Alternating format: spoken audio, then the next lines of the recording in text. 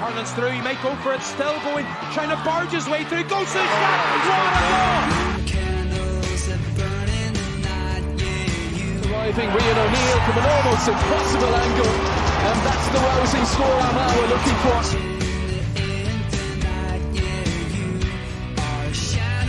Conor Turbin kicks this one in, oh that's absolutely superb.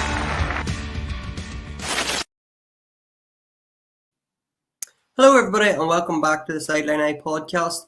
We're looking ahead to round 3 of the National Football League and it's Armagh taking on Kildare this Sunday in Cullen Park, Carlow.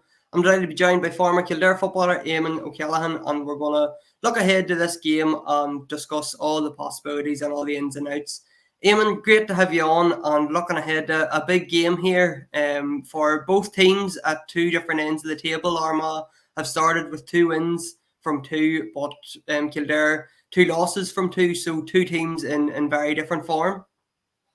Yeah, I think going into the National League, we were kind of looking at this one as being a really good game, like a really good game that would have been looking at as hopefully like a massive game for promotion, like a promotion kind of a battle. But yeah, unfortunately, the start hasn't been to script with Kildare anyway. I know Armagh are doing very well and got their 2 wins, but it's been quite the opposite for Kildare, unfortunately. But yeah, like look at it, it's going to be a huge game. There's massive importance in it, and yeah, I think there's always kind of a good rivalry between Armagh and Kildare, but just Kildare haven't been on the right side of it in recent years. But yeah, like it's a good game to look forward to. But I suppose after the start Kildare had, we were kind of hoping that we might have had a couple of points on the board anyway.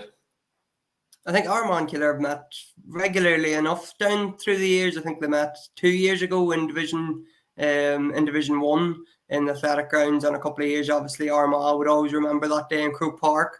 That Armagh beat Kildare by, I think it was a goal in the end, around 4 the qualifiers. Were you playing that day, and you were? Yeah, I would have come on. Yeah, I would have come on for the last 10-15 minutes. Yeah, another day that I'd like to forget about. But yeah, like Armagh have always been a kind of a bogey team. Like even all my when I was playing, even when we were going very well, with say even McGeeney was over us and we were going well, we played Armagh a couple of times and we never beat them. I think we might have drawn with them once maybe, but I think Armagh might have beaten us, like pretty much every time we played them over the last 10-15 years. I can't really remember a win, to be honest. So hopefully we can change that next again. Well, the match, as we said, it's in Cullen Park, Carlow. Eamonn, Newbridge getting done up at the minute, so Kildare have no home venue. So we usually talk about home advantage when it comes to the league, but obviously Kildare having no home advantage throughout the league, it's a pity from a Kildare perspective, and it doesn't really help their league chances either. Yeah, I think that's massive as well. Newbridge and like St. Conleth's Park has been I think in recent years anyway, it's been a really tough place to come for teams to try and get results. It has been that way in recent years anyway. But like even when Kildare were playing in Division 1 a couple of years ago, it would have been Glen Ryan's maybe first year. We drew with Kerry in Newbridge, we beat Dublin in Newbridge, and we beat Monaghan in Newbridge. In Division 1, and we ended up getting relegated that year, which was so unfortunate because we had some massive games and massive wins in the division, but away from home they kind of struggled, and I think they lost all their 4 away games. So not having a home venue or home advantage it's an extra kind of it's a disadvantage going into it. You know what I mean? You're playing 4 away games and you have your 3 neutral games down in Carlow, so they're not getting any advantage of that. So it definitely does make things a lot tougher for them. And a wee bit tougher for Armagh too. I think it's a longer journey down to Carlow than it is to Kildare. So yeah, I was thinking that maybe because I think Donegal as well have to travel down, and who else did they have? Well, they had Cavan there as well. So I think they wanted to go further south to make you travel a bit more. So hasn't worked so far though. No, well, hopefully it doesn't change this weekend now. But you'll be pretty much sick of looking at Ulster teams, Eamonn. I think it was Calvin from Anna, now Armagh, and you have Donegal left to play as well. Yeah, and like at the start of the league and looking at the year, like you would have, like, I know they would have treated every game the same, but when you look at it, you would have been thinking Armagh and Donegal were the big ones, would have been the tough ones, and that they would have had a really good chance against Cavan and Fermanagh. Like, they were the kind of two, for the northern teams anyway, they would have been the ones, all right, like, you could have you could set up that you'd have a good chance against those two teams, but like, obviously then you've Donegal and Armagh, tough ones, but having lost the 2 games against Cavan and Fermanagh now hasn't been ideal, and now we still have Armagh and Donegal, and then obviously your other games then, like tricky games with Meath and Cork and so on. It's it's going to be so tough, to try and turn things around, because it's just so competitive in Division 2 anyway. And Armagh are going very well. Donegal seem to be going well. Division 2, it's really competitive and really tough. Yeah, it always is, and it always has been. And I suppose like every team, or like every team in the country is just targets those first 2 games. Throughout the whole build-up, your whole pre-season, you're just looking at those 2 games to try and get some points on the board, get a bit of momentum, and so you're going into your 2-week break with a bit of positivity, and you're looking at hopefully trying to get put yourselves in a good position to get promoted. But it's just that after the 2 games, like it couldn't have gone worse from a points perspective. Not picking up any points in those 2 games is huge. And like Division 2 is like, it's now, I'm not saying that like that the season's over for Kildare. You can quickly turn it around, but it's just so tight in Division 2. Like you're one, like we could still be in the promotion race if we get stuff back on track. But like if you pick up another loss against Armagh now next again, like we're going to be under ferocious pressure. Like Funny, Kieran McGeeney said that after the Meath game recently there, and we'll talk more about Geezer later on, but he said about in 2012 when you won Division 2, you lost your first 2 games but went on to win the next 5 and won the league final as well. So it's not all doom and gloom. There is still hope there. Oh yeah, and that's it. Like it can change quick, and I think I remember that like in 2012, similar enough. Like we would have been really pushing for promotion that year. We would have been in a good place the previous years, but and all of a sudden then you're 2 games in and you've no points, and you're kind of going like all the preseason work, everything you've done, you start questioning yourself. But I think the break is important as well. When you like the 2 weeks break that county teams have had now, if you tackle those 2 weeks the right way, you can start building things. You can start making adjustments to the way you're playing, and obviously like you'd hope there's a bit of a reaction from the lads.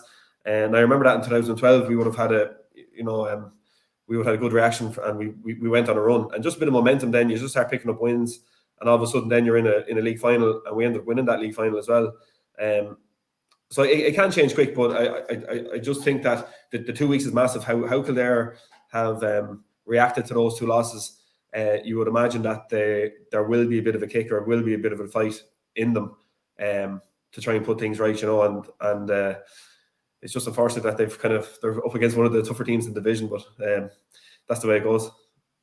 And Kildare, certainly from an outside perspective, they can be a bit hard to judge, because we've seen them play, against Dublin last year, and you said a couple of years ago beat Dublin, drew with Kerry in the league.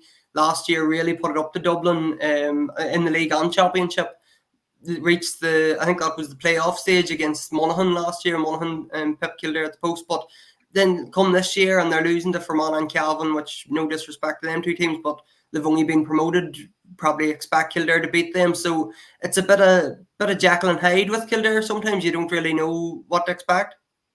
Yeah, it's definitely been the biggest. I think the biggest issue the last couple of years is just a lack of consistency. They're not really haven't been playing consistently well, but they haven't been playing consistently poor either. They've like that in Division 1, like they drew with Kerry, beat Dublin, and beat Monaghan at home, and then like they had like some really bad games then against the other teams in the division, like against Mayo. I remember it was a poor one, and like so it was the same last year. I thought things were going well. I think with Kildare, when they have a good performance, that's when I get a bit worried, about the next week. Like they struggle sometimes to back that up, like a good performance with a good one. But at the same time, when you think that they're in a really bad place, and they're really struggling, and maybe like they are now, and they've lost the first 2 games. I wouldn't be surprised if they just really turned it on and sorted themselves out. And that's it's the frustrating thing, being a Kildare supporter, I suppose, for the last couple of years. They just don't know what you're going to get sometimes with them. And Kildare, you mentioned the 2-week break and what they've been doing maybe during that 2-week break, and they'll come out swinging on Sunday, but probably clearing up injuries and that too. And I was talking to you off there just a bit about Daniel Flynn, who hasn't been playing in the league so far, but you were filming me, and he's injured at the minute. He's a player that can transform your season, really. He's one of the players that, when Armagh do go up against Kildare, James Morgan or Aidan Falker usually go into Markham because they're Armagh's 2 main markers. So Daniel Flynn, if he's back on Sunday, it could be a real game changer. Yeah, and he could be. I know he was playing, and he was going fairly well in the O'Byrne Cup. He was injured, I think, a lot last year. He was struggling with different injuries last year, and he didn't really get going. But this year, I know he's been back doing pre-season, and he had been training fully. But I think just maybe a week or 2 before the league started, he picked up an injury. But I believe he's kind of on the mend and on the way back. I'm not sure if he's ready for this week, but he's not far away, I don't think. But they've other injuries as well. Darragh Kerwin, who would be similar enough to Daniel, an inside player, was injured. Alex Byrne had been injured; he's back. And there's they've a couple of little injuries and stuff, which like, look, every team gets. But I think with Daniel, Daniel has the ability to completely change a game when he's on form. When he's moving well, and he's very, very hard to stop.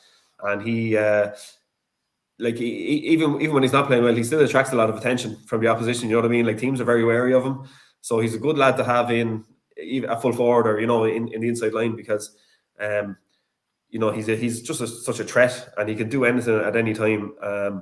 So it'll be very good. It'll be very good to have him back, because even though he's coming back from the injury, like, he will still kind of. I know Geezer will be keeping an eye on him, and a few of the Armagh players maybe keep an eye on him as well. But that might open things up for other players around.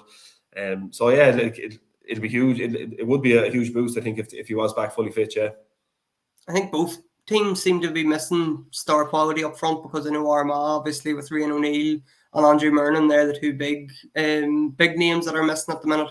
Oisín O'Neill's working his way back into it, but they found a couple of gems. Oisín Connolly played really well against Meath.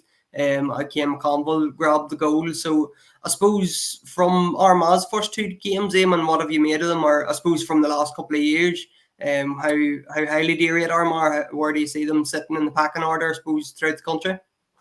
Oh yeah, like I think, like, they're definitely like a top 8 team, even a top 6. I think they're always, like, what Armagh have is what probably Kildare don't have, is that consistency. Armagh are consistently performing.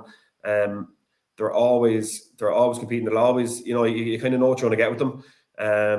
And yeah, like, I've been very impressed with them over there. Obviously, I've been keeping an eye on them since Geezer left us, because and you can see his stamp on it, on the team. And he's been given time to really put his mark on it. And yeah, like, they are like a very, very, very solid team who know what they're at. And they've been on the road now a good few years now with Geezer. So it's so, like, that helps as well, when you have that kind of that little rapport between the management and players. Like, you know what I mean? They'll know exactly what they expect from each other, and Geezer's great at building that, building those kind of teams. So like, they're going to be thereabouts this year, I think, as well. Like, they're always very close. So it's yeah, I've been impressed with them. Like, they're just seem to be strong all over the field.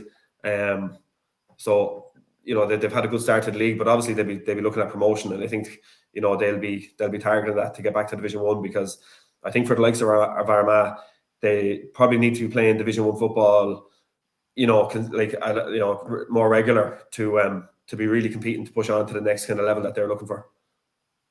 And on Geezer, Eamon, obviously he was overused from, I think he retired in 2007, took use in 2008 to 2013, then joined Armagh in 2014. He's been there ever since. So what did he bring, Eamon? What did you feel was his big attributes to Kildare? Because obviously he took his to, within a crossbar of an All-Ireland final appearance in 2010 and a couple of Leinster final appearances and that as well. So what did he bring to Kildare at that time?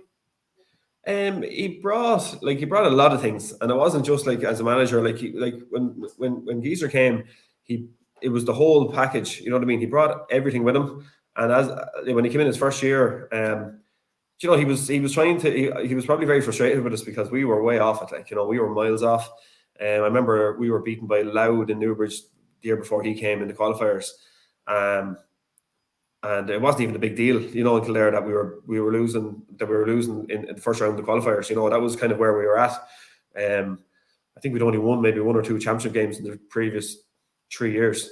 So it was when he came, in his first year in 2008, the first thing he brought was just the level of the intensity he brought to training, and the training we did was something that we'd never really experienced.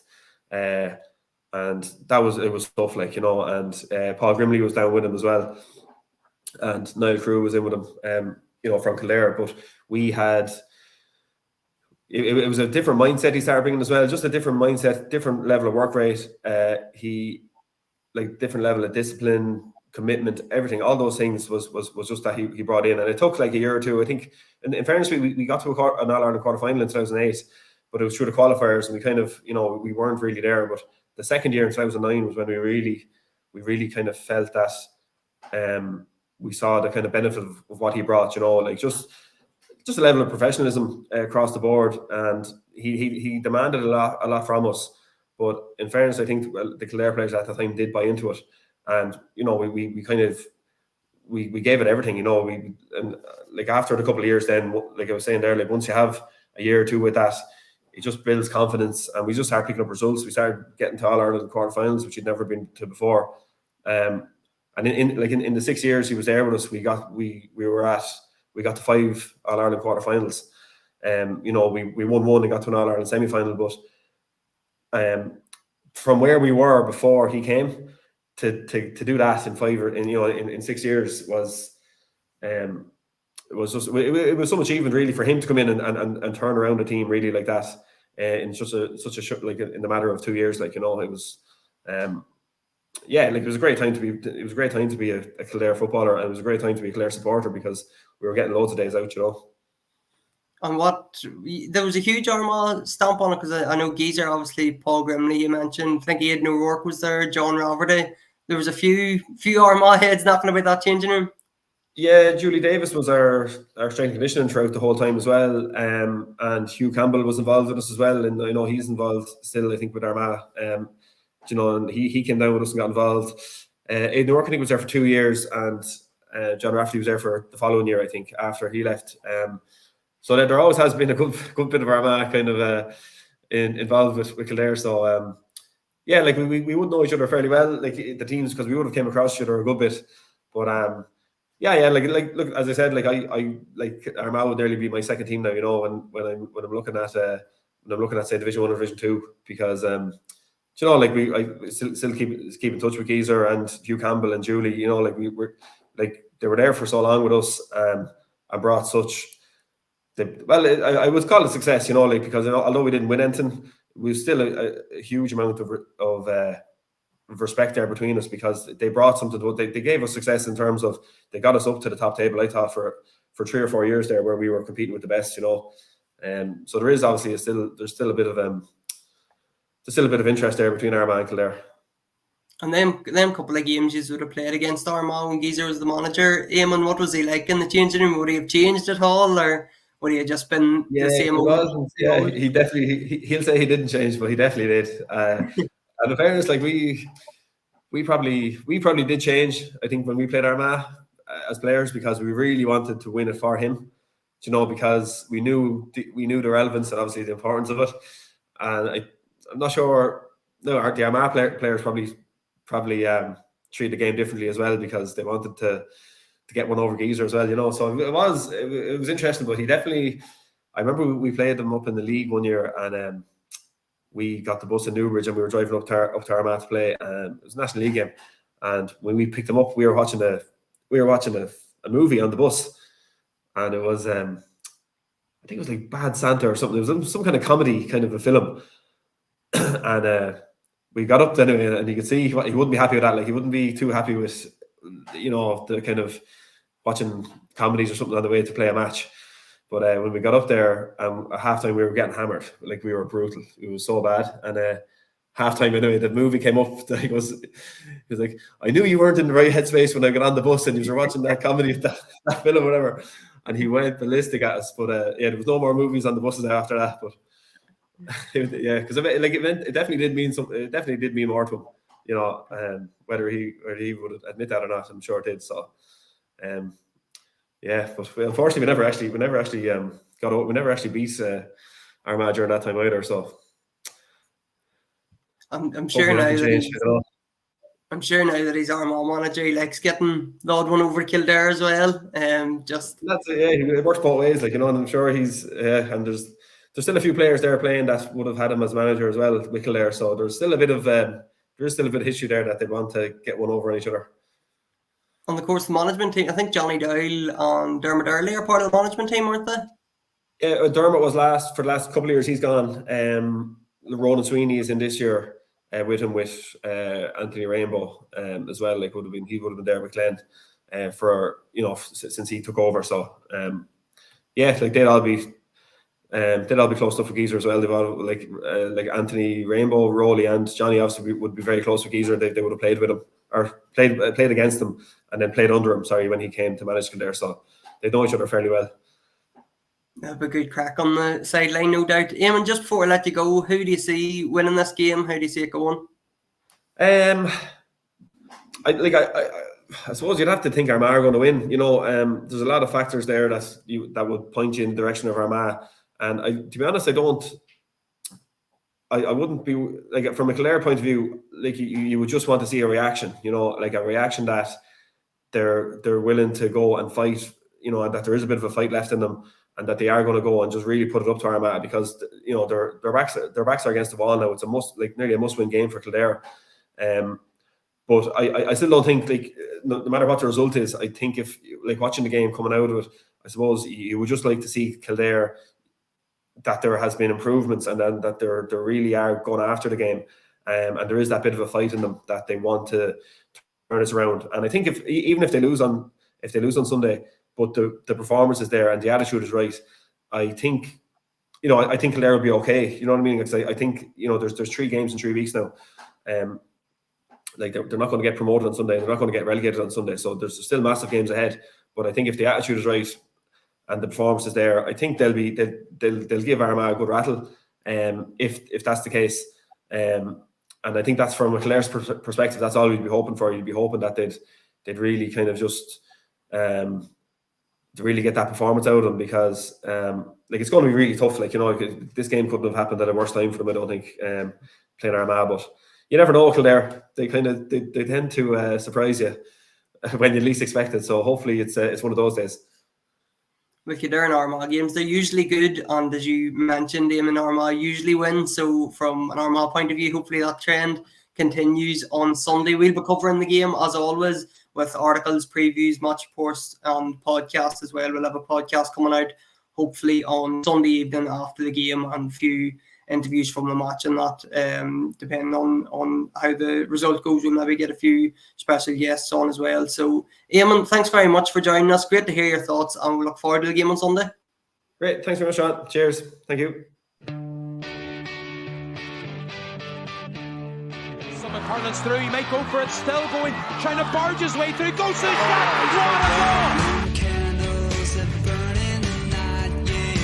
Arriving Rian O'Neill from an almost impossible angle, and that's the rousing score Armagh were looking for.